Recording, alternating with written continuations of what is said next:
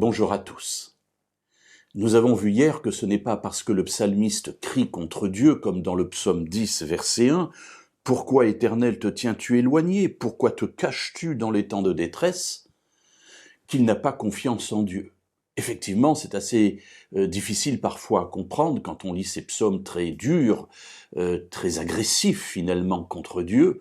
On se dit, mais voilà, cette personne n'y croit plus, mais pas du tout. C'est bien parce qu'il croit encore en Dieu et qu'il espère en lui qu'il se tourne vers lui pour crier sa détresse. Et c'est ce que nous faisons parfois.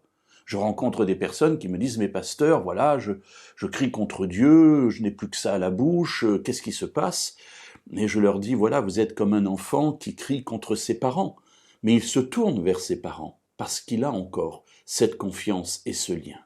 Alors nous le voyons comment dans le psaume 10, eh bien nous lirons cette fois-ci la fin du psaume. Effectivement, tout au long de ce récit, il va décrire les difficultés, les jugements trop élevés pour l'atteindre, le méchant qui tue l'innocent, les yeux qui épient le malheureux, donc finalement une vision assez noire et assez désespérée, pour aboutir au verset 16 à 18, « À l'Éternel est roi à toujours et à perpétuité.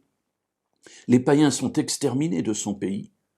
Tu entends les désirs des humbles, Éternel, tu as fermi leur cœur, tu prêtes l'oreille pour rendre justice à l'orphelin et à l'opprimé, afin que l'homme tiré de la terre ne continue plus à faire trembler d'effroi. » Alors voilà cette confiance exprimée en l'Éternel. Tu es roi à toujours et à perpétuité.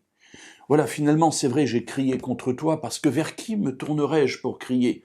Je ne vais pas me tourner vers un humain, c'est celui qui opprime le malheureux. Je ne vais pas me tourner vers un humain non plus, parce que lui n'a pas la solution.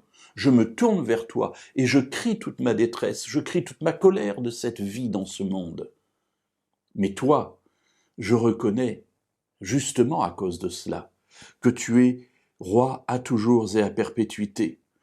Finalement, les païens seront exterminés du pays, parce que tu entends les désirs des humbles, tu as fermé leur cœur, tu prêtes l'oreille pour rendre justice à l'orphelin et à l'opprimé. Voilà toute la confiance exprimée par le psalmiste dans ce Dieu après qui il a crié à un moment donné. Mais dans la finalité, il sait que Dieu est Dieu. Il a confiance en lui. Il a expérimenté cette vie de proximité avec lui.